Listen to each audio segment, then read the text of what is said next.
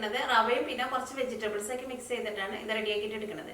ഏതാണ്ട് നമ്മൾ vegetables cutlet ഒക്കെ ഉണ്ടാക്കില്ലേ, അതേപോലെയാണ് ഉണ്ടാക്കാൻ വേണ്ടിയിട്ട് പോകുന്നത്. അപ്പോൾ നമുക്ക് നോക്കാം ഇതേനെ റെഡിയാക്കാൻ. ഇത് റെഡിയാക്കാൻ വേണ്ട സാധനങ്ങൾ എന്തൊക്കെയാണെന്ന് നോക്കാം. ഞാനിവിടെ 1 കപ്പ് റവ എടുത്തിട്ടുണ്ട്. ഞാനിവിടെ വറുക്കാത്ത റവയാണ് എടുത്തേക്കുന്നത്. അത് ഞാനിവിടെ 250 ml മെഷറിംഗ് കപ്പിലാണ് 1 കപ്പ് എടുത്തേക്കുന്നത്. അതിപ്പോൾ മെഷറിംഗ് കപ്പിൽ തന്നെ വേണമെന്നില്ല. ഇപ്പം നമ്മൾ ചായ കുടിക്കാൻ എടുക്കുന്ന ഗ്ലാസ്സിൽ 1 ഗ്ലാസ് എടുത്താലും മതി. പിന്നെ ഇതിലേക്ക് നമ്മൾ കുറച്ച് വെജിറ്റബിൾസ് ഒക്കെ മിക്സ് ചെയ്യുന്നുണ്ട്. അത് നമുക്ക് ഇഷ്ടമുള്ള ടൈപ്പ് വെജിറ്റബിൾസ് ഒക്കെ ചേർക്കാം. അപ്പോൾ ഞാനിവിടെ സാധാരണ നമ്മൾ കട്ട്ലേറ്റ് ഒക്കെ ഉണ്ടാക്കാൻ വേണ്ടിയിട്ട് എടുക്കണ കുറച്ച് വെജിറ്റബിൾസാണ് എടുത്തേക്കുന്നത്. ഞാനിവിടെ ക്യാരറ്റ് എടുത്തിട്ടുണ്ട്. ക്യാരറ്റ് ഞാനിവിടെ ഇതേപോലെ ഇങ്ങനെ നല്ല പൊടിയായിട്ട് കട്ട് ചെയ്തിട്ട് എടുത്തിട്ടുണ്ട്. എല്ലാവരും നല്ല ചെറുതായിട്ട് വേണം കട്ട് ചെയ്തിട്ട് എടുക്കാൻ വേണ്ടിയിട്ട്. ഒരു ഏകദേശം ഇത്രയ്ക്ക് എടുക്കുക. പിന്നെ ബീൻസ് എടുത്തിട്ടുണ്ട്. ബീൻസ് നല്ല പൊടിയായിട്ട് കട്ട് ചെയ്തിട്ട് എടുത്തിട്ടുണ്ട്. ബീൻസ് ഞാനിവിടെ കുറച്ച് കൂടുതൽ എടുത്തിട്ടുണ്ട്. ക്യാരറ്റ് അതിൻ്റെ ഒരു 3/4 ഭാഗമാണ് എടുത്തിട്ടുണ്ട്. പിന്നെ ക്യാബേജ് എടുത്തിട്ടുണ്ട്. ക്യാബേജ് നല്ല കനം കുറച്ചിട്ട് ഇതേപോലെ ഇങ്ങനെ കട്ട് ചെയ്തിട്ട് എടുക്കുക. പിന്നെ ക്യാപ്സിക്കം എടുത്തിട്ടുണ്ട്.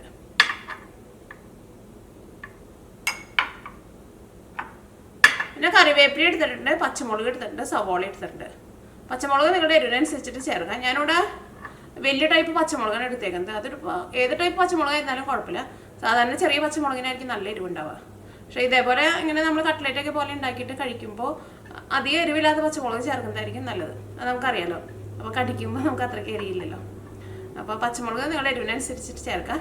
സവോള ഞാനിവിടെ ഒരു മീഡിയം സവോളയുടെ ഒരു പകുതിയാണ് എടുത്തേക്കുന്നത്. അതിൻ്റെ അടിയിലോട്ടാണ് കിടക്കുന്നത്. അത് ഓയിലേക്ക് ഇടുമ്പോൾ കാണാൻ വേണ്ടിയിട്ട് പറ്റും. അത് നല്ല പൊടിയായിട്ട് കട്ട് ചെയ്തിട്ട് എടുക്കുക.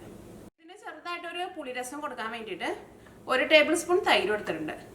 ഞാനിവിടെ അധികം പുളിയില്ലാത്ത തൈരാണ് എടുത്തേക്കുന്നത്. ഇനിയിപ്പോൾ നമ്മുടെ നാട്ടിലെ തൈര അല്ലെങ്കിൽ മോരൊക്കെ ആയിരുന്നാലും കുഴപ്പമില്ല. പക്ഷെ അതിനൊക്കെ നല്ല പുളി ഉണ്ടാവുമല്ലോ. അപ്പോൾ കുറച്ച് ചേർത്താൽ മതി കേട്ടോ. ഈ 1 ടേബിൾ സ്പൂണിൻ്റെ അത്രയ്ക്ക് വേണ്ടി വരില്ല. നമ്മുടെ നാട്ടിലെ തൈരൊക്കെ പുളിച്ച് കഴിഞ്ഞ് കഴിയുമ്പോൾ നല്ല പുളിയായിരിക്കും. അപ്പോൾ 1 ടീസ്പൂണൊക്കെ മതിയാവും. ഇത് ചെറുതായിട്ടൊരു ഫ്ലേവർ കൊടുക്കാൻ വേണ്ടിയിട്ട് മാത്രമായിട്ട് ഈ തൈര് ചേർക്കുന്നത്. ഇപ്പോൾ നിങ്ങൾക്ക് അങ്ങനെ വേണ്ടാന്ന് വെച്ചിട്ടുണ്ടെങ്കിൽ ഈ തൈര് ചേർത്തില്ലെങ്കിലും കുഴപ്പമില്ല.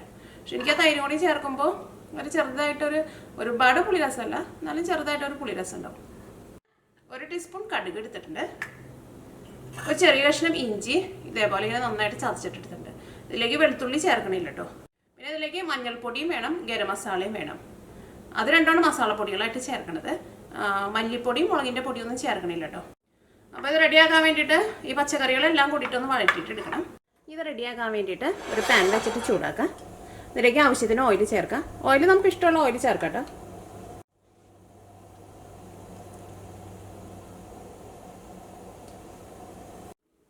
ഇപ്പോൾ ഓയിൽ നന്നായിട്ട് ചൂടായിട്ടുണ്ട്. ഇതിലേക്ക് 1 ടീസ്പൂൺ കടുക് ചേർക്കാം.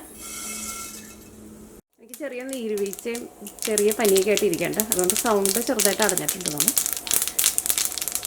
അപ്പോൾ കടുക് പൊട്ടിയിട്ടുണ്ട്. ഇതിലേക്ക് കറിവേപ്പിലയും പച്ചമുളകും സവോളയും ഇഞ്ചിയും ചേർക്കാം.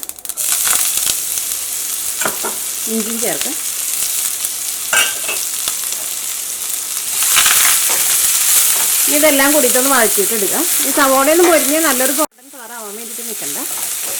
ഒന്ന് സവോളയ്ക്ക് ഒന്ന് സോഫ്റ്റ് ആയിട്ട് വരണം. ഇഞ്ചി വരുന്നാലും ഇഞ്ചിയുടെ ആ പച്ച ടേസ്റ്റ് ഒന്ന് പോകണം. സവോളയ്ക്ക് വഴന്നിട്ടുണ്ട്. ഇഞ്ചിയുടെ ആ പച്ച ടേസ്റ്റൊക്കെ ഒന്ന് പോയിട്ടുണ്ട്. ഇഞ്ചി എന്നാലും ചെറുതായിട്ടൊന്ന് മൊരിഞ്ഞു തുടങ്ങിയിട്ടുണ്ട്. ഇതിലേക്ക് മഞ്ഞൾപ്പൊടി ചേർക്കാം. മഞ്ഞൾപ്പൊടി 1/4 ടേബിൾ സ്പൂണായിട്ടാണ് ചേർക്കുന്നത്. ഇത് നന്നായിട്ട് കുറച്ച് വയ്ക്കാം. ഈ മഞ്ഞൾപ്പൊടി അത് കിടന്നിട്ട് നന്നായിട്ട് മുരിയണം. അപ്പോൾ മഞ്ഞൾപ്പൊടി അത് കിടന്നിട്ട് നന്നായിട്ട് മുരിഞ്ഞിട്ടുണ്ട്. ഇനി ഇതിലേക്ക് നമ്മൾ കട്ട് ചെയ്ത് വെച്ചേക്കുന്ന വെജിറ്റബിൾസ് ഒക്കെ ഉണ്ടല്ലോ, അതെല്ലാം ചേർക്കാം. ക്യാരറ്റ് ചേർക്കാം, ബീൻസ് ചേർക്കാം. ഈ കുറച്ച് വെക്കണം കേട്ടോ. ക്യാബേജ് ചേർക്കാം. ക്യാപ്സിക്കം ഇപ്പോൾ ചേർക്കണ്ട കേട്ടോ. ഇതിലേക്ക് ആവശ്യത്തിന് ഉപ്പ് ചേർക്കാം.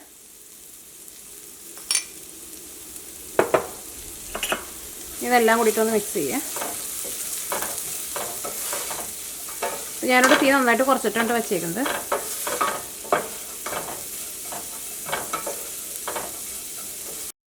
ഈ ഒരു മീഡിയം ഫ്ലെയിമിൽ വെച്ചിട്ട് ഒരു 2 മിനിറ്റ് ഇതൊന്ന് മൂടി വയ്ക്കുക. കുറേ അങ്ങോട്ട് വെന്ത് കുഴഞ്ഞു പോകണ്ട, ജസ്റ്റ് ഒന്ന് സോഫ്റ്റായിട്ട് വരണം, അത്രയ്ക്ക് വെന്താൽ മതി. അപ്പോൾ തീ കൂട്ടി വെക്കണ്ട, ഒരു മീഡിയം ഫ്ലെയിമിൽ വെക്കുക. വലിയ ബർണറൊക്കെ ആണെന്ന് വെച്ചിട്ടുണ്ടെങ്കിൽ അതനുസരിച്ചിട്ട് തീ കുറച്ചിട്ട് വേണം മൂടി വെക്കാൻ വേണ്ടിയിട്ട്.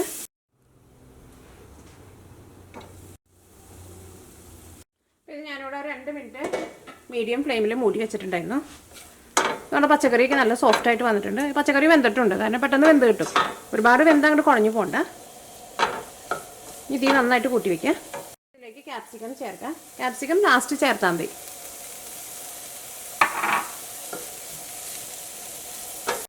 ക്യാപ്സിക്കം ജസ്റ്റ് ഇതിൻ്റെ കൂടെ ഒന്ന് മിക്സ് ആയാൽ മതി. ക്യാപ്സിക്കം ഒന്ന് ചൂടായിട്ട് വന്നാൽ മതി. ക്യാപ്സിക്കം വേവാൻ വേണ്ടിയിട്ട് നിൽക്കണ്ട.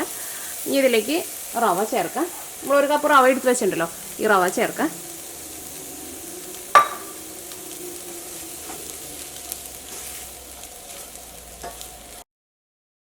റവ നന്നായിട്ടൊന്ന് ചൂടായിട്ട് വരണം. റവ വറുത്തിട്ട് എടുക്കണ്ട, ഒന്ന് നന്നായിട്ടൊന്ന് ചൂടായാൽ മതി. റവ ഇങ്ങനെ മൊരിഞ്ഞിട്ട് ഇങ്ങനെ ഒരു കളർ മാറാൻ വേണ്ടിയിട്ട് നിൽക്കില്ലേ സാധാരണ നമ്മൾ ഉപ്പുമാവൊക്കെ ഉണ്ടാക്കുമ്പോൾ, അതേപോലെ ആണ് കളർ മാറേണ്ട ആവശ്യമില്ലേ. കാരണം ഇതിലേക്ക് നമ്മൾ വെള്ളം ഒഴിച്ചിട്ട് ഈ റവേനെ നമ്മളൊന്ന് സോഫ്റ്റ് ആക്കിയിട്ട് എടുക്കും. അപ്പോൾ റവ ഇതിനകത്ത് കിടന്നിട്ട് നന്നായിട്ട് ചൂടായിട്ടുണ്ട്. ഇനി തീ ഓഫ് ചെയ്യുക. ഈ വെള്ളം ചേർത്തിട്ട് ഇത് കുഴച്ചിട്ട് എടുക്കണം. നമ്മൾ ചപ്പാത്തിക്ക് ഉണ്ടാക്കാൻ വേണ്ടിയിട്ട് കുഴച്ചിട്ട് എടുക്കില്ലേ, അതേപോലെ കുഴച്ചെടുക്കുക. അപ്പോൾ വെള്ളം ഒറ്റയടിക്കാണ്ട് ചേർക്കണ്ട, കുറേശ്ശെ വെള്ളം ചേർത്തിട്ട് മിക്സ് ചെയ്തിട്ട് അതനുസരിച്ചിട്ട് വെള്ളം ചേർത്ത് കൊടുക്കണം.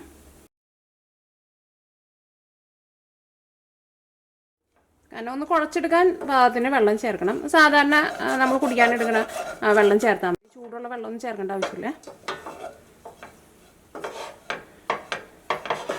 ഇത് ചൂടാറുമ്പോഴേക്കും ഈ റവയ്ക്ക് ഒന്നുകൂടി ഒന്ന് സോഫ്റ്റ് ആയിട്ട് വരും. ചെറുതായിട്ട് ചൂടുണ്ട്, പക്ഷേ കുഴപ്പമില്ല, കയ്യിൽ പിടിക്കുന്നതിന് കുഴപ്പമില്ല.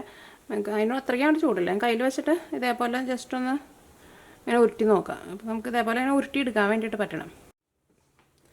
ഇത് വേറെ പാത്രത്തിലേക്ക് പകർത്തി വയ്ക്കുക. കാരണം നമ്മൾ ഉണ്ടാക്കിയിരുന്ന പാത്രത്തിൽ നല്ല ചൂടുണ്ടാവുമല്ലോ, അപ്പോൾ ആ ചൂടോട് കൂടിയിട്ട് ഇരുന്നിട്ടുണ്ടെങ്കിൽ ചിലപ്പോൾ അത് ഒന്നുകൂടി ഒന്ന് ഡ്രൈ ആയിട്ട് പോകും. അപ്പോൾ തീ ഓഫ് ചെയ്ത് കഴിഞ്ഞാൽ വേറെ പാത്രത്തിലേക്ക് പകർത്തി വയ്ക്കുക.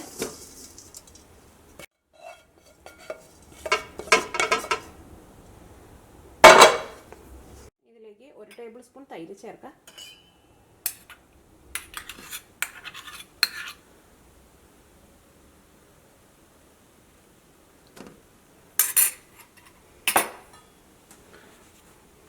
ഇതെല്ലാം കൂടിയിട്ട് നന്നായിട്ടൊന്ന് കുഴച്ചിട്ട് എടുക്കണം.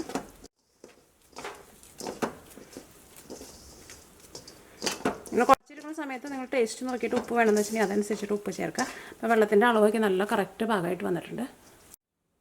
ഗരം മസാല ഞാനിതിലേക്ക് 1/2 ടേബിൾ സ്പൂണാണ് ചേർക്കുന്നത്. അല്ലെങ്കിൽ ഗരം മസാല നിങ്ങളുടെ ടേസ്റ്റിനനുസരിച്ചിട്ട് ചേർത്ത് കൊടുക്കുക. ഇനി നിങ്ങൾക്ക് ഇതിലേക്ക് മല്ലിയില വേണമെന്നുണ്ടെങ്കിൽ മല്ലിയില നല്ല പൊടിയായിട്ട് കട്ട് ചെയ്തിട്ട് ഇതേപോലെ ഇങ്ങനെ ഗരം മസാല ചേർക്കുന്ന സമയത്ത് ചേർത്താൽ മതി, മല്ലിയില ആയിരുന്നാലും.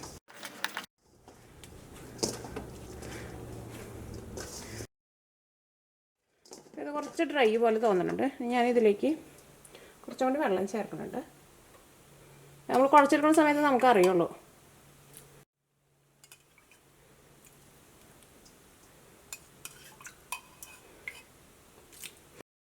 അപ്പോൾ ഇത് നല്ല സോഫ്റ്റായിട്ട് കുഴച്ചെടുത്തിട്ടുണ്ട്. ഇത് നമുക്ക് ഇഷ്ടമുള്ള ഷേപ്പിൽ ഇത് നമുക്ക് ഉരുട്ടിയിട്ട് എടുക്കാം. റൗണ്ട് വേണമെന്ന് വെച്ചിട്ടുണ്ടെങ്കിൽ റൗണ്ട് എടുക്കുക, ഇഷ്ടമുള്ള ഷേപ്പ് ഏത് ഷേപ്പായിരുന്നാലും കുഴപ്പമില്ല. അപ്പോൾ കയ്യിൽ വെച്ചിട്ട് ഇതേപോലെ തന്നെ ഉരുട്ടാൻ വേണ്ടിയിട്ട് പറ്റണം. അങ്ങനെ പറ്റണില്ലാന്ന് വെച്ചിട്ടുണ്ടെങ്കിൽ അതനുസരിച്ചിട്ട് വെള്ളം ചേർത്ത് കൊടുക്കാൻ വേണ്ടിയിട്ട് മറക്കരുത്. പിന്നെ ടേസ്റ്റ് നോക്കിയിട്ട് ഉപ്പ് വേണമെന്നുണ്ടെങ്കിൽ ഉപ്പും അതനുസരിച്ചിട്ട് ചേർത്ത് കൊടുക്കണം. ഞാനിവിടെ ഇതേപോലത്തെ ഷേപ്പിലോട്ട് ഉണ്ടാക്കുന്നത്. അത് ഏത് ഷേപ്പായിരുന്നാലും കുഴപ്പമില്ല കേട്ടോ. ഇപ്പോൾ കട്ട്ലേറ്റിൻ്റെ ഷേപ്പ് വേണമെന്നുണ്ടെങ്കിൽ അങ്ങനെ ഉണ്ടാക്കാം. സാധാരണ നമ്മൾ കട്ട്ലേറ്റൊക്കെ എപ്പോഴും റൗണ്ടാണല്ലോ ഉണ്ടാക്കുന്നത്. അപ്പോൾ ഞാൻ വിചാരിച്ചു ഇതേപോലെ ഒരു മാറിയിട്ടുള്ള ഒരു ഷേപ്പാക്കാമെന്ന്. അപ്പോൾ ഞാൻ എല്ലാവരും ഇതേപോലെ ഇങ്ങനെ ഷേപ്പാക്കിയിട്ട് എടുക്കുക. ഇതെല്ലാവരും ഇതേപോലെ ഇങ്ങനെ ഷേപ്പാക്കിയിട്ട് എടുത്തിട്ടുണ്ട്. അപ്പോൾ ഇത്രയ്ക്ക് മാവ് വെച്ചിട്ട് ഇതേപോലത്തെ 11 എണ്ണ ഉണ്ടാക്കിയേക്കുന്നത്. ഇനി ഇത് ഫ്രൈ ചെയ്തെടുക്കുക. ഇത് ഫ്രൈ ചെയ്തെടുക്കാൻ വേണ്ടിയിട്ട് ഒരു പാൻ വെച്ചിട്ട് ചൂടാക്കുക. ഇതിലേക്ക് ആവശ്യത്തിന് ഓയിൽ ചേർക്കുക. ഇത് ഡീപ് ഫ്രൈ ചെയ്തിട്ട് എടുക്കണം കേട്ടോ.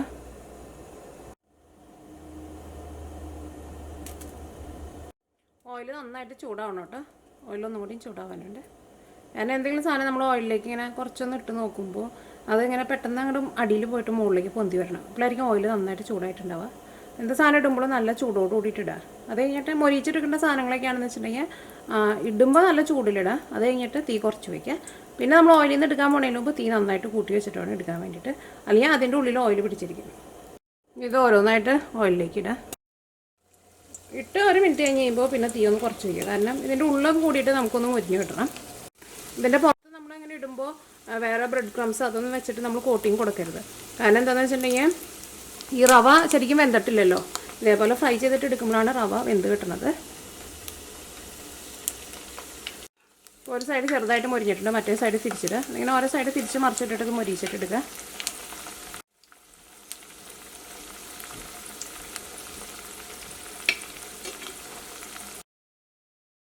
അത് നന്നായിട്ട് മുരിഞ്ഞിട്ടുണ്ട്. ഇതിൻ്റെ ഉള്ളിലായിരുന്നാലും അത്യാവശ്യം നന്നായിട്ട് മുരിഞ്ഞിട്ടുണ്ട്. ഇനി ഇത് ഓയിലിൽ നിന്ന് എടുക്കുക.